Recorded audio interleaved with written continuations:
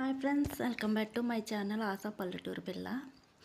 ఎలా ఉన్నారండి? అందరూ బాగున్నారా? నేనైతే చాలా బాగున్నానండి. మీరు కూడా బాగుండాలని అయితే మనస్ఫూర్తిగా కోరుకుంటున్నాను.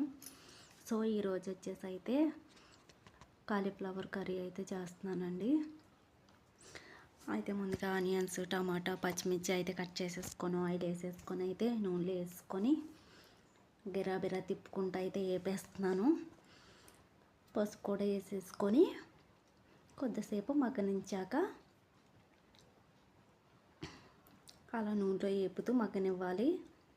తర్వాత నెక్స్ట్ వచ్చేసి అయితే కాలీఫ్లవర్స్ అయితే వేసుకొని అవి కూడా గిరామరా అని అంటూ తిప్పేస్తూ వాటిని కూడా వేపేయాలి.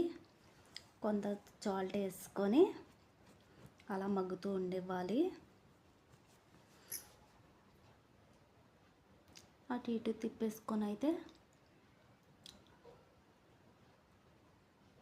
మూత పెట్టుకోవాలి. కాసేపు మూత పెట్టుకొని కాసేపు అయిన తర్వాత తీస్తే కనుక అవి అలా మగ్గుతాయండి. ఆవిరికి ఆ కాకకి మగ్గిన తర్వాత అలా తిప్పుకొని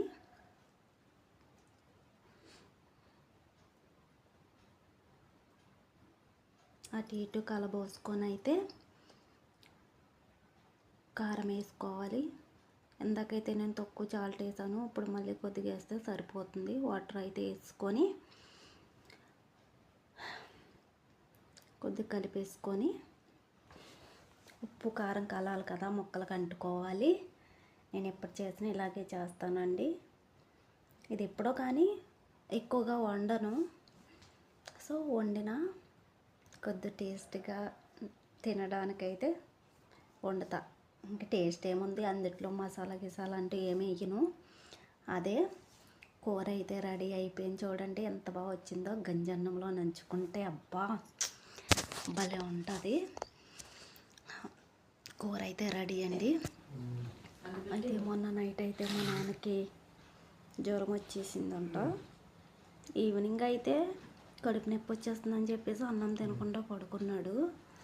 నైట్ అలా 1 గంట 2 అయ్యేసరికి జ్వరం అయితే వచ్చేసింది. ఆ రోజు నైట్ ఎందుకో బాగా చల్లగా ఎక్కువైపోయిందండి.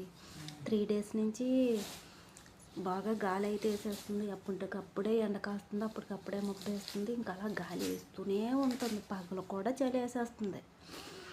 మా పల్లెటూరులో ఏంటంటే పెళ్ళి అవ్వకపోయినా పెళ్ళి అయిపోయి పిల్లలు పుట్టేసి పేరు పెట్టేశారు అంటారు. అంటే పల్లెటూరులో బాగా ఇలా ఉంటుంది.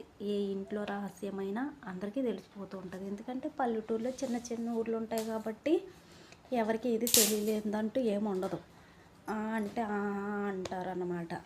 తానా అంటే తందానన్న టైప్ అనమాట. అదే సిటీలో అనుకోండి, పక్కింట్లో తిన్నారా ఉన్నారా, వాళ్ళకి ఏ కష్టం వచ్చింది ఏ బాధ వచ్చింది అన్న విషయమే ఎవరికి తెలీదు. కానీ పల్లెటూరులో ఇలా ఉంటుంది, సిటీలో అలా ఉంటుంది. కాకపోతే పల్లెటూరులో ఉన్న వాళ్ళకి సిటీలో ఉంటే బాగుండు అనిపిస్తుంది, సిటీలో ఉన్న వాళ్ళకి పల్లెటూరులో ఉంటే బాగుండు అనిపిస్తుంది. కానీ ఎవరి బాధలు వాళ్ళకు ఉంటాయి. కాకపోతే ఇక్కడ ఉన్న ఆలోచన వేరు ఉంటుంది, అక్కడ ఉన్న ఆలోచన వేరు ఉంటుంది అనమాట. సో మా డాడీ అయితే నైట్ 2ంటికి అయితే లేపు అమ్మ మంటాయి చెలేసేస్తుంది అంటే అప్పుడు మంచి నిద్రలో ఉంటాం కదండి. లేచి అయితే నేను మంట వేసాను ఇంట్లోనే. నేనైతే బెడ్రూమ్లో పడుకుంటా, నానైతే వంటగదిలో పడుకుంటాడు అనమాట. అది వంటగది. సో ఫ్రెండ్స్, నా వీడియో నచ్చితే లైక్ చేయండి, సబ్స్క్రైబ్ చేసుకోండి. Bye friends.